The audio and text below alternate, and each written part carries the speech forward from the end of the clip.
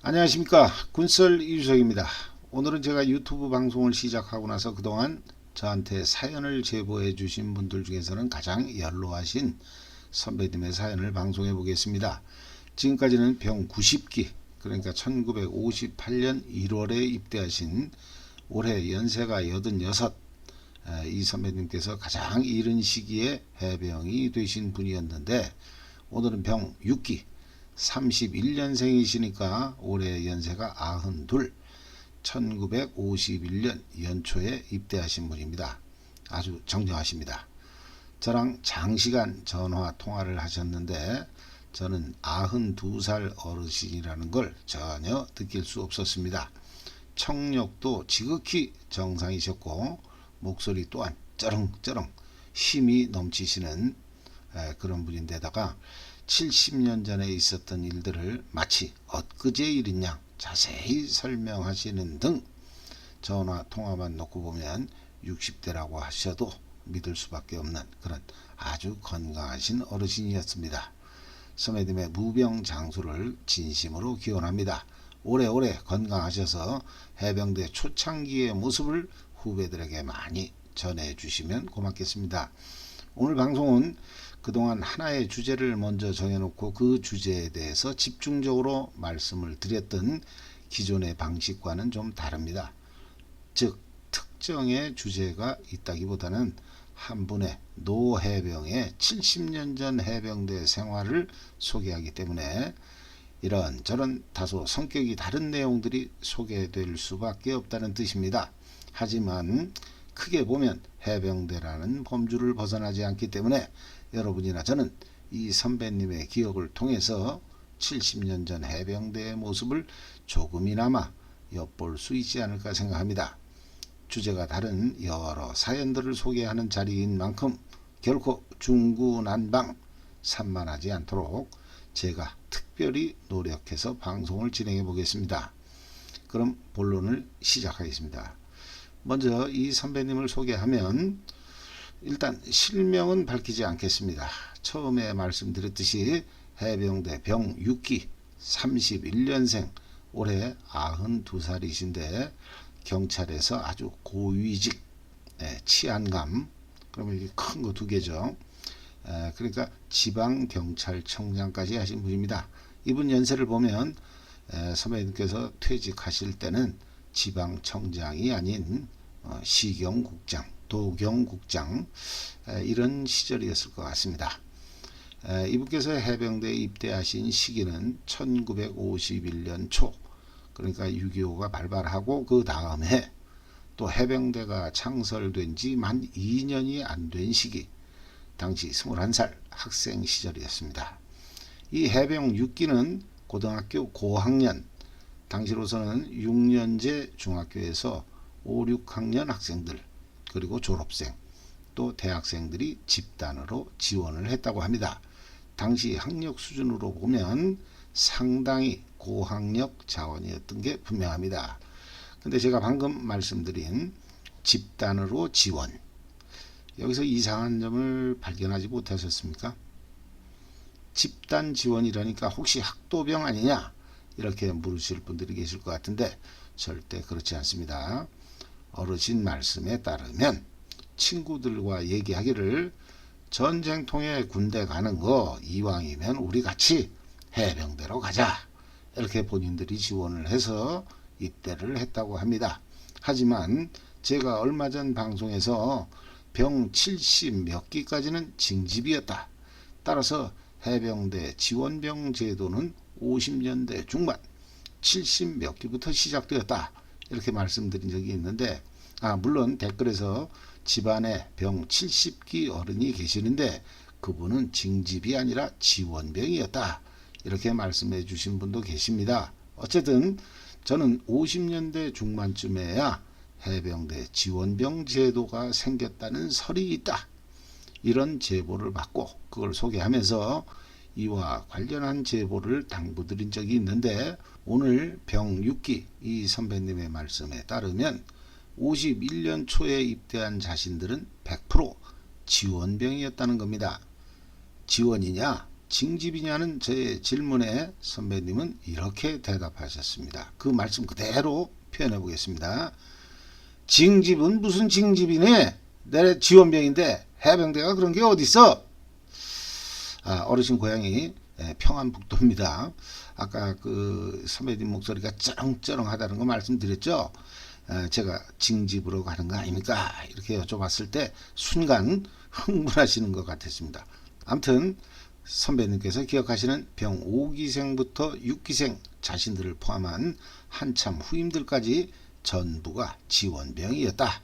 이런 말씀을 해주셨습니다. 자, 그럼 예전 방송에서 제가 70몇 기까지는 지원병이 아니라 징집병이었다는 얘기가 있다.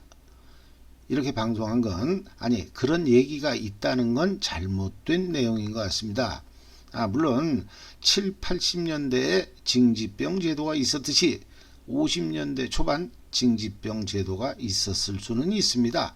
정리하면 병 1기, 2기생은 해군에서 넘어온 기수이지만 지원병으로 봐야 될 것 같습니다. 물론 일부에서는 해병대 창설 당시 해군에서 사고치고 문제가 많았던 꼴통들이 해병대로 차출됐다. 차출됐다는 것은 본인의 의지와 상관없이 끌려왔다. 이런 뜻도 되겠습니다. 병 1기 이봉식 선배님 지금 생존해 계시고 해병대 관련 행사에서 아주 왕성하게 활동하시는 분입니다. 아무튼 이 선배님께서 인터뷰한 기사가 인터넷에 있는데 그걸 잠깐 소개하면 다음과 같습니다. 육군이 아니라 해군을 선택한 이유와 관련해서 육군에서도 모집을 했다. 그런데 어린 마음에 군악대를 동원해 시가지에서 나팔을 불고 행진하는 해군이 멋져 보였다. 겨우 19살짜리가 세상을 알았겠나? 보기도 좋고 이왕 군대 갈 거면 해군에 가야겠다고 생각했다. 3월 하순에 경남 진해로 갔는데 입대 날짜는 1949년 4월 15일. 아직도 날짜를 정확하게 기억한다. 가보니까 전국에서 해군에 가려는 인원이 1,400명이 넘었다. 입대하고 며칠을 기다리는데 광고 하나가 나붙었다. 입대한 사람들 중에서 해군으로 가고 싶은 사람은 남고 해병대에서 300명을 뽑으니 지원을 하라는 건데 그들이 해병대 1기가 된다는 거였다. 군복도 받지 못한 상태에서 그런 광고가 붙었던 것이다. 해병대는 육지에서도 싸우고 바다에서도 싸운다고 하니 매력적으로 들렸다. 그럼 좋다. 나는 해병대로 간다고 마음먹었다. 신체와 체력이 좋은 사람을 뽑는다고 해서 손을 들었고 해병대 1기 300명 안에 뽑혔다. 이상입니다. 즉 해군 병 13기로 입대했으나 바로 해병대를 지원한 사람들, 그리고 49년 8월 1일 해군 병 14기 중에서 해병대 병 2기로 특별 모집한 440명의 2기생 역시나 1기생과 별반 차이가 없어 보입니다. 아무튼 1기, 2기생은 무척이나 드셌다고 합니다. 여러분이 알아서 해석하실 거라고 봅니다. 정리하면 1기생, 2기생은 지원병이 맞다. 그 다음 3기, 4기생. 이분들의 입대 당시의 상황과 관련된 제가 인터넷에서 참고한 해병 3, 4기 전후에 김석진 회장님의 증언에 따르면 6.25가 발발하고 비상계엄이 선포된 상황에서 당시 제주도에서는 한 마을에 100가구당 1명씩 군대에 지원하라는 소집명령이 내려왔고 내가 살던 마을은 600가구가 거주해서 6명이 지원했는데 5명은 떨어지고 나만 합격했다.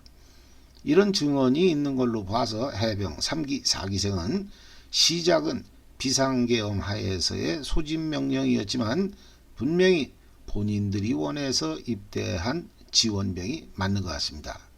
그리고 51년도에 입대한 6기생, 오늘 사연의 주인공이신 이 선배님께서도 아까 이미 말씀드린 것처럼 징집은 무슨 징집이냐? 내래 지원병인데 해병대가 그런 게 어딨어?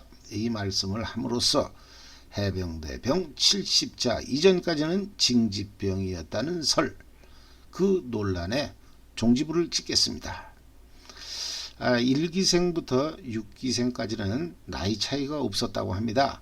6기생보다 어린 1기생이 있었고 5기생하고 동갑인 3기생도 있었다는 뜻이죠.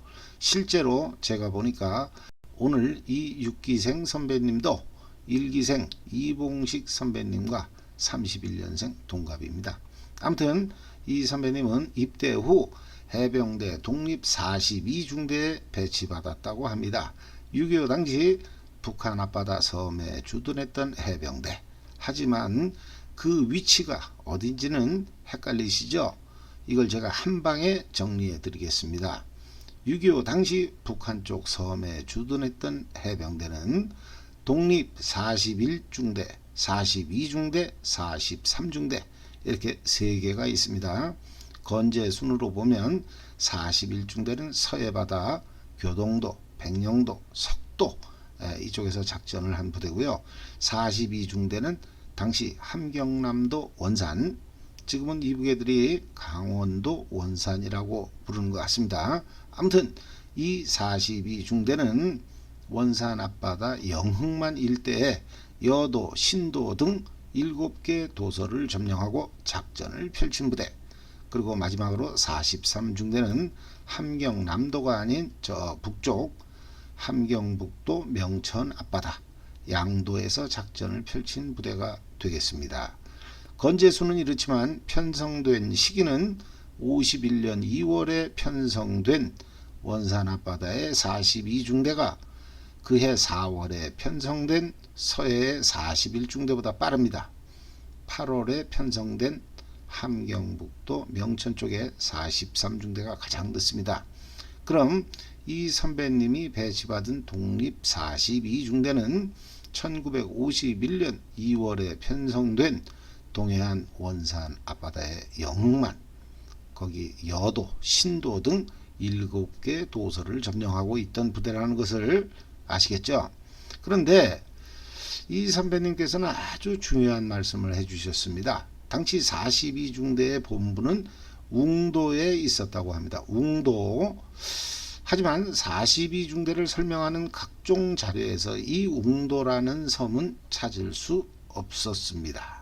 그냥 여도, 신도 이렇게만 설명하는 자료가 대부분이었고 일부 다른 섬들의 이름이 등장을 합니다만 7개 섬의 이름을 전부 밝히고 있는 자료는 찾을 수가 없었습니다. 아시는 바와 같이 통상 41중대는 석도, 42중대는 여도, 43중대는 양도 이런 식으로만 설명을 하고 있었습니다. 아무튼 이 선배님이 말씀하신 섬 이름은 본부가 있던 웅도, 그리고 여도, 신도, 또 하나는 황토도, 거기다가 다른 자료에서 찾은 섬 이름 소도, 대도 이렇게 해서 모두 6개의 섬은 찾을 수 있었습니다만 7개의 섬 중에 마지막 하나는 끝내 이름조차 알 수가 없었습니다. 그래서 제가 원산 앞바다 영흥만에 산재한 섬들을 찾아보았습니다. 제가 자주 이용하는 구글 어스 위성 지도를 한번 보시죠. 이쪽이 원산시 바닷가 남쪽에 여기가 원산항의 천연 방파제 역할을 하는 갈마반도, 그 남쪽 여기가 그 유명한 명사심리 해수욕장, 그리고 북쪽에서 남쪽으로 길게 뻗은 여기가 호도반도. 그럼 호도반도와 갈마반도 사이에 산재한 이 섬들, 여기만 점령하면 원산항은 철저히 봉쇄되는 거죠. 제가 표시해 놓은 섬 중에서 노란색은 각종 전사나 기록에 등장하는 섬들입니다. 가장 북쪽의 웅도, 선배님께서는 여기에 본부가 있었다고 하셨죠. 그 남쪽의 여도, 영흥만에서 가장 큰 섬인 것 같습니다. 면적은 우리 서해 5도 중에 하나인 소청도하고 비슷한 것 같습니다. 그리고 원산 쪽으로 신도, 소도, 대도, 또 명사심리 코앞에 황토도, 이러면 총 6개가 되죠. 그럼 나머지 하나는 어디냐? 제가 추정하는 섬은 지도상에서 빨간색으로 표시한 큰다리섬, 모래염, 띠염 이 3개 중에 하나가 아닐까 생각합니다. 이 부분만 확대해 보겠습니다.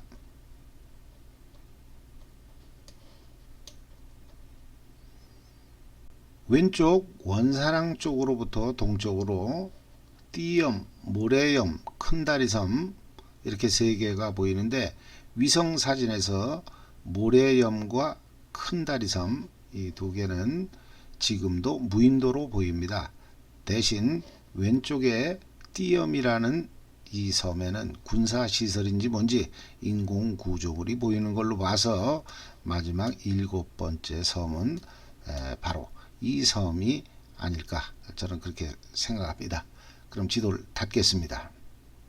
그럼 만약에 이 해병대 병6기 선배님의 말씀이 정확하다면 독립 42중대의 작전을 설명하는 각종 자료에서 여도 신도라고 표현한 것은 잘못된 걸로 보입니다. 비록 섬의 면적은 여도나 신도가 크지만 독립 42중대와 그 작전을 설명하는 공식 기록이라면 중대본부가 위치한 웅도를 말하는 게 옳은 표현이 아닐까 생각합니다. 다시 말해서 여도, 신도 등의 독립 42중대 또는 독립 42중대 여도, 신도 작전 이것보다는 웅도의 독립 42중대 이런 표현이 맞을 것 같다는 생각입니다. 얘기가 좀 다른 데로 샜는데 어쨌든 이 선배님께서 근무하던 51년 당시 독립 42중대에 우리나라 최초로 60mm 박격포가 들어왔다고 합니다. 해군에서 그걸 치러다 주고는 네가 배워서 가르쳐라 이랬다고 하네요. 당시에는 장교가 절대적으로 부족해서 2등병조 그러니까 지금의 하사가 소대장을 하던 시절이었는데 이 선배님께서는 당시 중대원 중에서 가장 많이 배운 분이셨던 것 같습니다. 어쨌든 이렇게 60mm 박격포를 독학으로 마스터하신 선배님은 아까도 말씀드린 명사십리 코앞에 황토도 그리고 함경북도 명천에 독립 43중대가 있는 양도까지 들어가서 박격포 교육을 진행했다고 합니다. 그러던 중 북계군의 양도 습격이 있었고 교육하러 간 이분께서는 그 전투에 참가하시고 나중에 그 전투로 말미암아 훈장까지 받게 되었다고 합니다. 아무튼 원산 앞바다 독립 42중대에 근무하던 시절 1.4 후퇴 때 미처 남쪽으로 피난 가지 못한 예를 들면 남편은 남쪽으로 내려갔는데 미처 내려가지 못한 부인이라든가 가족이 찢어진 경우 이런 사람들을 위해 해병대 42중대는 밤이면 원산 송전리까지 몰래 침투해서 그들을 데리고 나왔고 그 사람들을 섬 안에 설치한 43인용 대형 텐트 안에 수용했다가 한 달에 한 번씩 미군 함정편으로 거제도로 후송을 했다고 합니다. 그나저나 관련 전사를 보면 당시 북계군은 동력선 무슨 범선 이런 선박을 이용해서 해병대가 주둔하고 있는 섬들을 습격한 걸로 나오는데 이 선배님의 말씀에 따르면 전부가 목선 노젓는 배였다고 합니다.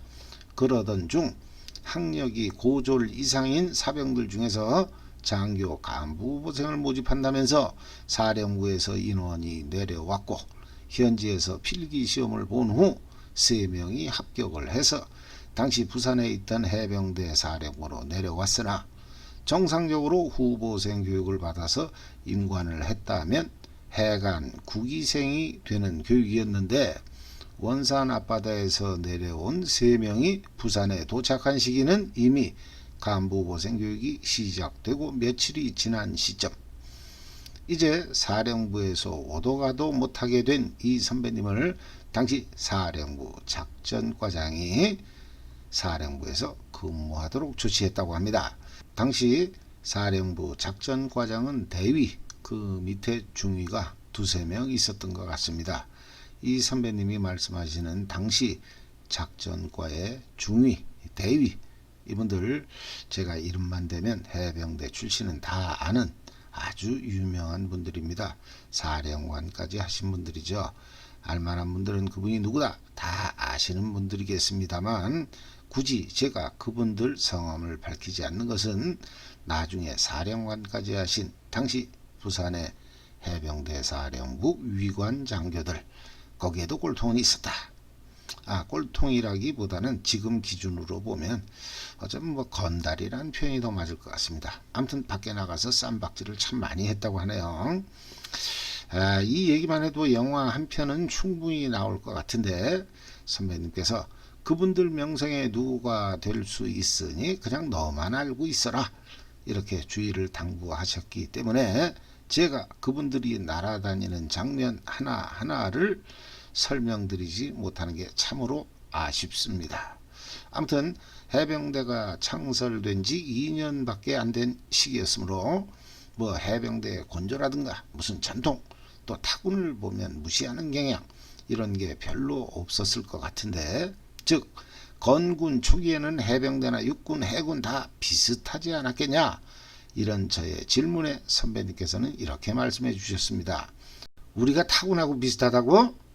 천만에, 절대 아니야. 왜냐면 나랑 같이 근무하던 작전과장 그 대위, 나중에 사령관까지 한 양반, 그분이 일본군 육전대 출신이잖아. 자기는 일본군에 있었다는 얘기를 잘 안 하지만 우리 작전과가 몇 명이나 돼?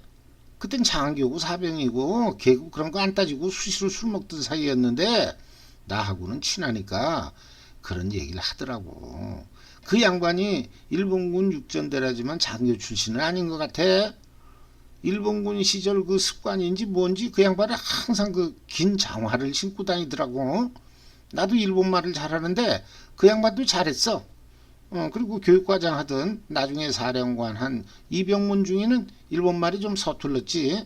어쨌든 해병대는 그때도 특이했어. 밖에 나가면 사고들 많이 쳤지. 육군은 우리 옆에 오지 않으려고 했어. 이런 말씀을 해주셨습니다. 해병대는 자체의 전통을 세우기 전부터 드셌다. 이 점에 대해서는 여러분들께서도 생각하시는 바가 있을 거라고 봅니다. 제 입으로는 말씀드리지 않겠습니다. 하지만 이렇게 드세고 거친 사람들의 본부, 당시 부산 보수동 산꼭대기에 해병대 사령부를 집단으로 쳐들어온 큰 세력이 있었으니 그들이 바로 상위 군인들이었다고 합니다. 당시 밤이면 부산 번화가에서는 일대 활극이 펼쳐지곤 했는데 이때의 주인공은 대부분 해병대, 그런데 상대 피해자 쪽이 상위 군인이었던 겁니다. 팔에 갈고리를 건 상위 군인들이 집단으로 해병대 사령부를 습격한 사건. 아무튼 51년 말에 상위 군인이라면 6.25 개전 초기 속수무책으로 우리가 당할 때 팔다리가 끊어진 분들, 또 일사후퇴 때 중공군의 수류탄에 온몸을 찢긴 그런 분들이 아니겠습니까? 이분들 눈에는 해병대고 뭐고 보이는 게 없는 게 당연하죠. 아마도 대한민국 해병대 역사상 처음이자 마지막으로 사령부가 피습된 사건이 아닐까 저는 생각합니다. 어쨌든 이 선배님이 들려주신 말씀 중에 우리는 해병대가 창설된 지 얼마 안 됐기 때문에 해병 정신이 그런 말이 없었다. 하지만 해병대가 강인하고 전투력이 세고 또 해병들끼리의 유대감이 강해서 한 번 해병은 영원하다. 이 정도는 알고 들어왔다는 그런 말씀이 있으셨습니다. 어쩌면 그렇게 그 선배님의 생각이 수십 년째 똑같이 후배들에게 계승되고 있는 거지 저는 그저 놀라울 뿐이었습니다. 아무튼 이렇게 부산의 해병대 사령부에서 근무하시던 이 선배님은 이분의 능력을 높게 평가한 상관들이 이분을 국방부로 파견을 보내는 바람에 육해공군에서 각각 능력을 인정받은 장교들과 함께 해병대에서는 단 한 명 사병으로서 총 7명의 육해공 해병대가 함께 있는 기밀실에서 근무를 하게 되었다고 합니다. 기밀실이라는 게 지금 기준으로 보면 상황실 같은 곳이었던 것 같습니다. 매일 미 8군에 가서 영어로 된 작전도 상황판을 가져다가 이걸 한글로 바꾸고 다시 그려서 기밀실에 오는 장군들에게 브리핑하고, 또 서울 환도 이후에는 경복궁 옆에 조그만 절간이 하나 있었는데 당시 신성무 국방부 장관은 거기에 상주했다고 합니다. 따라서 매일 이 선배님께서 상황판의 차트를 가지고 가서 장관에게 브리핑하는 걸 전담했다고 합니다. 이런 사연을 들으면서 제가 선배님께서는 아무래도 우리나라 건군 이후 최초이자 마지막 사병 신분으로서 국방부 장관께 매일 브리핑을 한 분이 아니겠냐. 국방부 장관한테 브리핑을 한다는 것은 지금 같으면 최소 별 3개 그 정도는 돼야 되는 거 아니냐.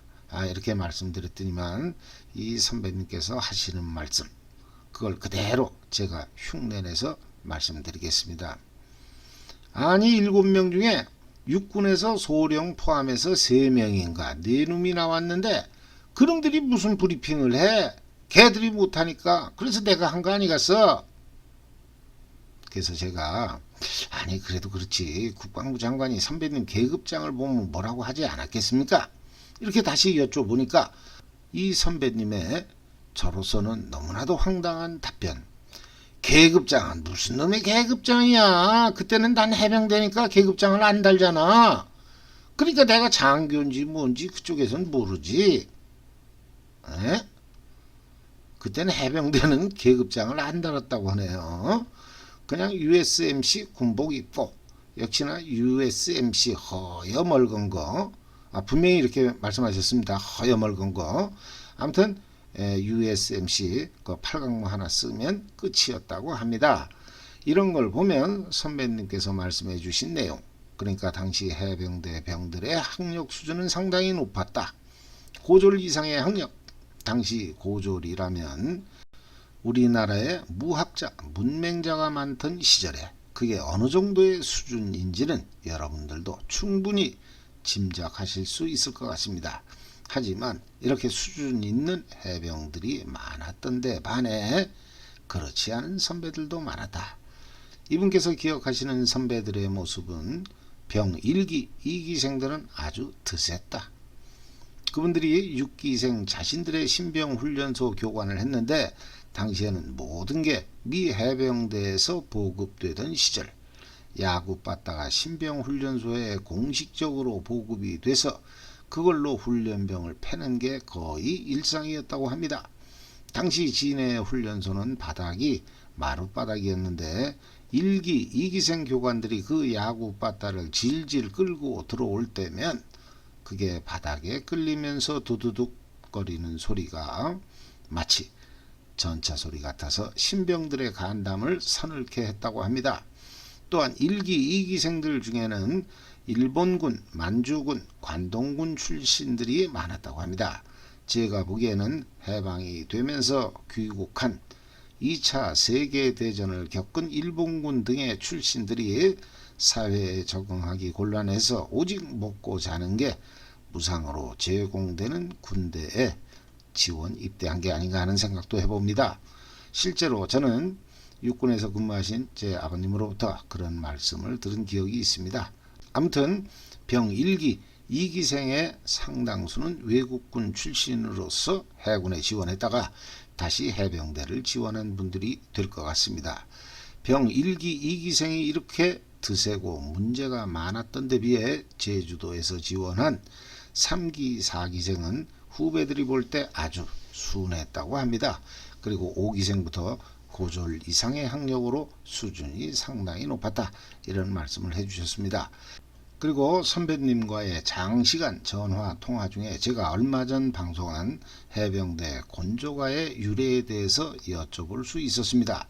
특히나 라이 차차차 그리고 헤이 빠빠리빠 이 구절을 들려드리면서 혹시 만주군이나 관동군 출신 1기, 2기생 선배들이 부르던 노래가 아니냐 여쭤보니까 선배님은 현역 시절 이런 노래를 들은 적이 없고 제대 후에 후배들이 그런 노래를 부르는 것을 알았다는 겁니다. 덧붙여서 헤이 빠빠리빠 이걸 들어보니 그게 아무래도 50년대 유행하던 만보 차차차 그런 외국 음악에서 유래된 삐빠빠룰라 이런 느낌이 든다.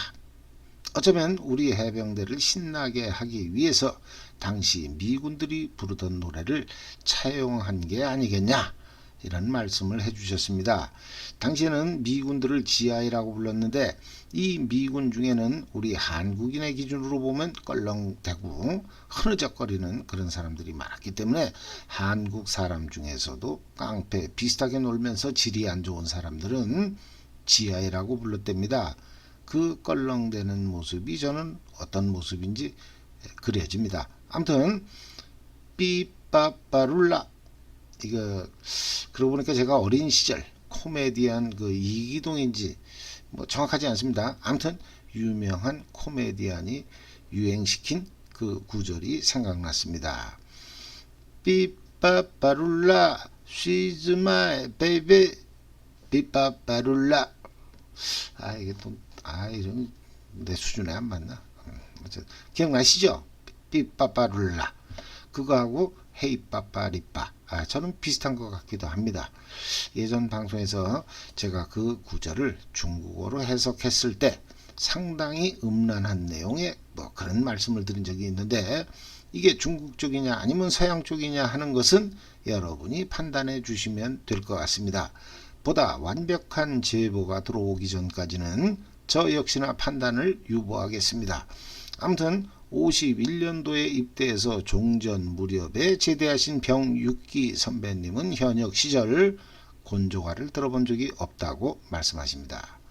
지금 기억나는 군가는 나가자 해병대가 이것뿐이라고 합니다.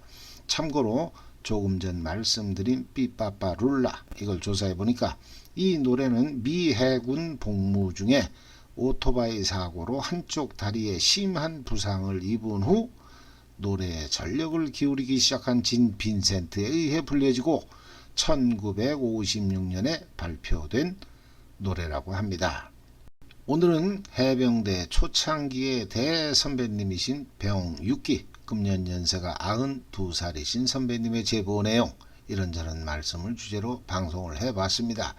정리해놓고 보니까 원산 앞바다 독립 42중대의 모습을 어렴풋이 볼 수 있었고, 또 해병대 창설부터 만 2년이 안 된 시기까지의 해병들의 모습, 즉 타군에 비해 학력 수준이 월등히 높았던 해병들의 모습이라든가 유별나게 드셌던 해병대의 그런 전통은 과연 어디서부터 시작되었을까 하는, 덧붙이면 뭐 징집이냐 지원이냐 이런 문제, 이것도 볼 수가 있었고, 또 해병대 곤조가에 대해서도 한번 여쭤볼 수 있는 그런 좋은 기회였다고 생각합니다.